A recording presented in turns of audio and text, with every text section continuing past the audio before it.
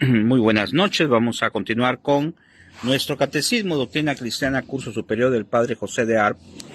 Hoy que pues ya son las 12 de la noche, más, creo que ya estamos a martes.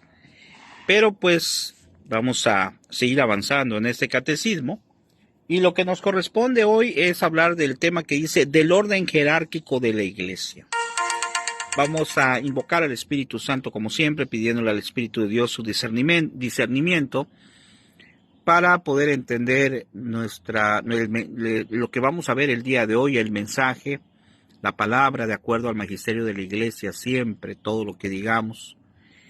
Y también para, pues, ver los signos de las cosas que nos van pasando, ¿verdad? Que el Señor nos ayude para entender qué Dios quiere de nosotros cada día. Y decimos, ven Espíritu Santo, llena los corazones de tus fieles, y enciende en ellos el fuego de tu amor. Envía, Señor, tu Espíritu, y todo será creado, y se renovará la faz de la tierra. Ven Espíritu Santo, ven Espíritu de Dios. Bueno, pues vamos a checar aquí este tema, que se llama del orden jerárquico de la Iglesia, y nos quedamos en la pregunta 262. Y dice, ¿quiénes debían ayudar a San Pedro en el gobierno de la Iglesia? Dice, en el gobierno de la Iglesia debían ayudar a San Pedro los demás apóstoles. Es decir, como una institución jerárquica, pues está el Santo Padre. Pero sabemos que están después los arzobispos, los cardenales, los arzobispos, los obispos, los sacerdotes, los diáconos, los laicos. Que los laicos pues no es exactamente igual a lo que es un nivel de consagración de un sacerdote religioso o religiosa. Pero también son parte de la Iglesia y también somos instrumentos, o debemos de ser instrumentos de Dios para apoyarla, ¿verdad? Dice, también a los demás apóstoles dijo Jesucristo, todo lo que atareis sobre la tierra será atado en el cielo, y todo lo que desatareis sobre la tierra será desatado en el cielo. Está en Mateo 18:18. ¿Qué es lo que ocurre acá? Pues Jesucristo le ha dado la potestad para hacer y deshacer en cuanto a lo que es el aspecto espiritual. De tal manera que si, por ejemplo, en el caso del matrimonio, algo muy específico, la Iglesia une al hombre y a la mujer para el sacramento del matrimonio, pues eso no quedará, no se va a disolver. Claro, eclesiásticamente hay algunas razones, algunas causales por las cuales la Iglesia podría dispensarlo, pero es todo un procedimiento que se tiene que seguir. Pero es algo muy difícil que se logre. Por eso, por ejemplo, en ese aspecto, cuando alguien se casa por la Iglesia, que es lo correcto, pues tiene que uno estar convencido de lo que ello representa. Por eso aquí dice que lo que se ate en la tierra queda atado en el cielo. Es decir, lo que aquí se una, como en el caso del matrimonio, pues queda también hundido en el cielo y no se va a deshacer. También cuando uno se confiesa, lo que es perdonado acá, también es perdonado en el cielo.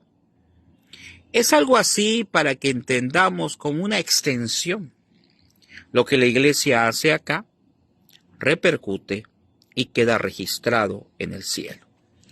Luego nos dice, ¿debía este ministerio de los demás apóstoles durar después de su muerte? Ese ministerio de los demás apóstoles debería durar más allá de su muerte, con tanta más razón cuanto que la Iglesia se iba extendiendo de día a día. La Iglesia se hacía, como nos dicen los Hechos de los Apóstoles, cada día más grande. Y lógicamente los apóstoles originales iban a ir muriendo.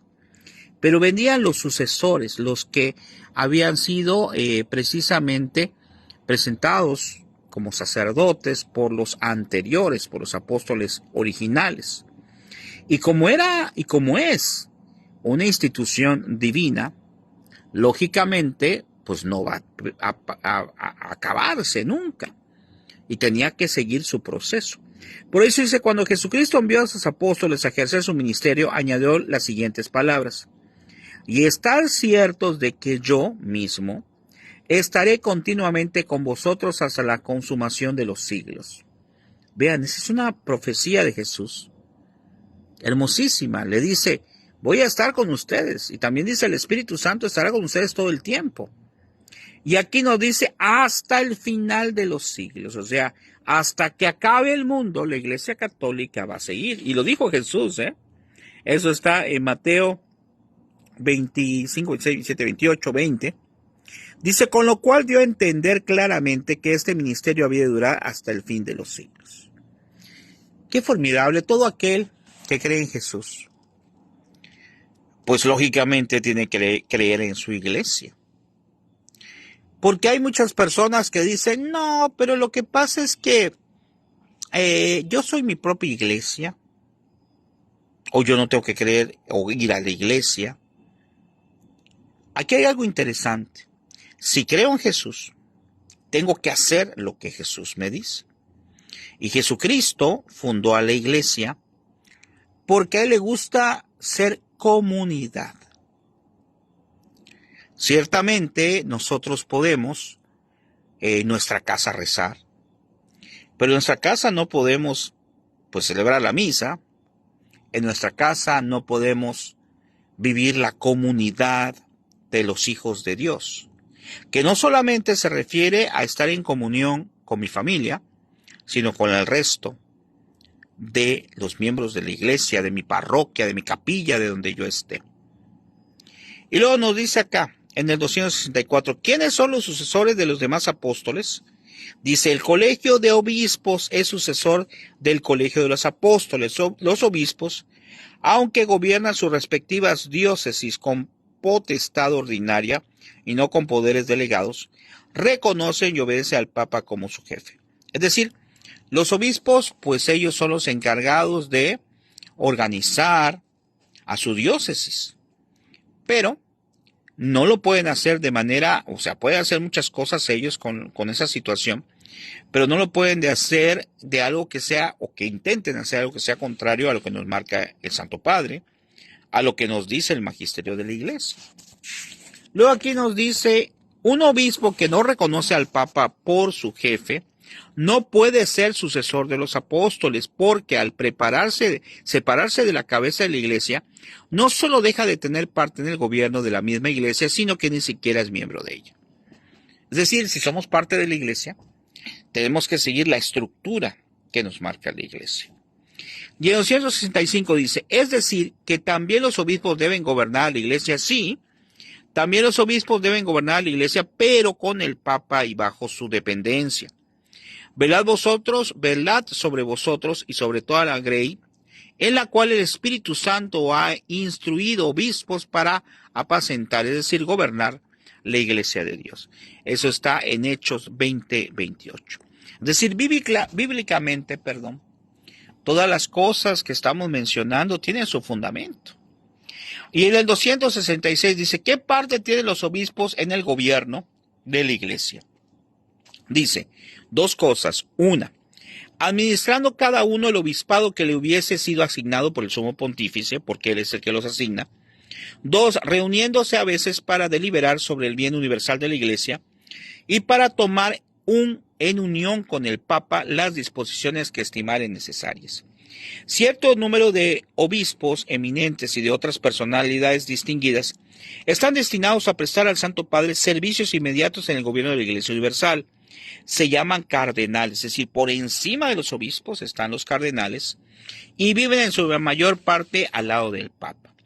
Por disposiciones eclesiásticas nacieron con el tiempo ciertas preeminencias y grados diversos entre los obispos. El grado superior es el de los patriarcas, así se nombra. El primero y más prominente de todos los arzobispos, que están por encima del obispo. El obispo de un reino o región se llama primado, por eso a veces oímos el obispo primado, por ejemplo, primado de México. Quiere decir que es un obispo que pertenece a toda una región, por ejemplo, a todo un país. Al frente de una provincia eclesiástica hay un arzobispo. Los obispos que le están subordinados se llaman sufragáneos, obispo auxiliar. Bueno, ese término ya no se utiliza, más bien se utiliza obispo auxiliar, que es el que ayuda a otro obispo, especialmente en la administración de la confirmación y del santo sacramento del orden.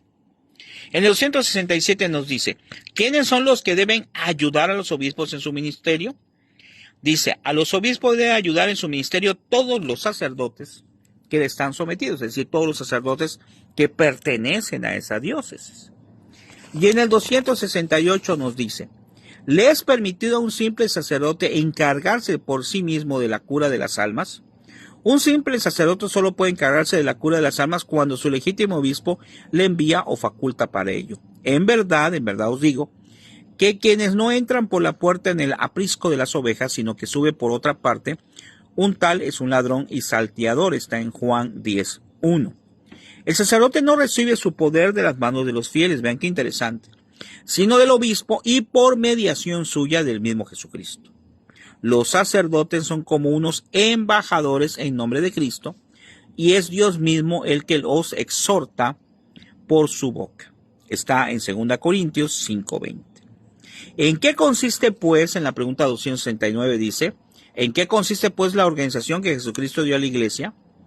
Dice, consiste en que los fieles estén sometidos a los sacerdotes a sus obispos y los obispos al Padre Santo, el Papa. De consiguiente, Jesucristo no concedió a todos y a cada uno de los miembros de su iglesia iguales derechos e igual poder, sino que a cada miembro le designó su lugar en el cuerpo de la iglesia como él consideró. A unos ha constituido apóstoles, a otros profetas, a otros pastores y doctores. Por ventura son todos apóstoles, o todos profetas, o todos doctores. Por eso San Clemente, discípulo y tercer sucesor de San Pedro, en el año 91 al 100, compara la iglesia con un ejército en que los soldados están subordinados a sus oficiales, los oficiales a sus jefes y estos al general. Y esta organización de la que estamos hablando recibe el nombre de la jerarquía de la iglesia. En el 270 nos dice, ¿tienen también los gobiernos y autoridades civiles derecho de gobernar la iglesia? Es decir, el gobierno humano también puede gobernar la iglesia. Y dice, ningún gobierno ni autoridad civil tiene derecho alguno de gobernar a la iglesia, porque no son ellos sino los apóstoles y los legítimos sucesores a quien Jesucristo encargó al gobierno de su iglesia. En el gobierno de la iglesia, la autoridad eclesiástica es enteramente independiente del Estado o del gobierno civil. Los apóstoles también fundaron y gobernaron comunidades de cristianos sin pedir para ello la venia del Estado y sin rendir cuentas de esto a sus actos. Pero con todo esto no omitían ocasión alguna de inculcar a sus fieles la más completa sumisión a las autoridades civiles en asuntos meramente profanos. Es decir, la iglesia, aunque no depende de la sociedad, del aspecto del gobierno civil, del gobierno del país, la iglesia siempre pide respeto, pide siempre orar por los gobernantes para que lo hagan correctamente. La iglesia siempre vela por el alma de las personas, pero también por el aspecto humano, para que nosotros, todos los países y los gobiernos, hagan lo necesario para el buen vivir y convivir de los demás. Y aquí hay una aplicación práctica para terminar que dice acá, ten siempre gran veneración al Padre Santo, al Papa, a los obispos, sucesores de los apóstoles y a todos los sacerdotes. Ellos son los que de Dios han recibido el encargo de enseñar y de conducir a la gloria. Obedéceles porque Jesucristo ha dicho, el que os escucha a vosotros, me escucha a mí, y el que os desprecia a vosotros, a mí me desprecia. Lucas 10:16. Bueno, sobre esto en la actualidad podemos mencionar algo que es muy interesante, ¿verdad? Nosotros debemos de respetar la jerarquía de la iglesia, debemos respetar a los sacerdotes, obispos y al Santo Padre. ¿Por qué? Porque son las personas asignadas por Dios para ayudarnos en el proceso de las almas.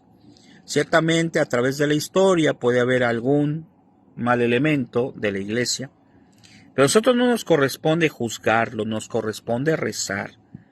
Y una situación muy importante como laicos es pedir por nuestros sacerdotes, pedir por los obispos, religiosos, religiosas y sobre todo por el Santo Padre, para que el Señor les siga ayudando a todos ellos y que puedan vencer las tentaciones que a ellos, como también a nosotros, nos puede llegar.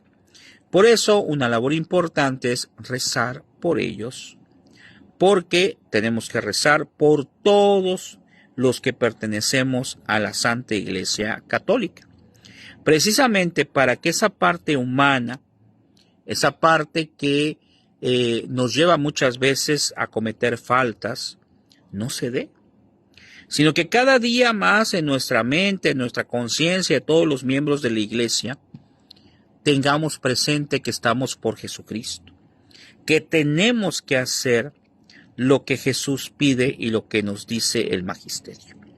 Que el Señor les bendiga, que tengan una excelente noche.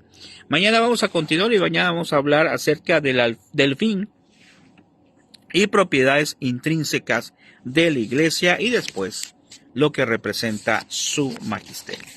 Que tengan una excelente noche, ojalá te guste y lo compartas para gloria de Dios. Nos vemos mañana. Bendiciones.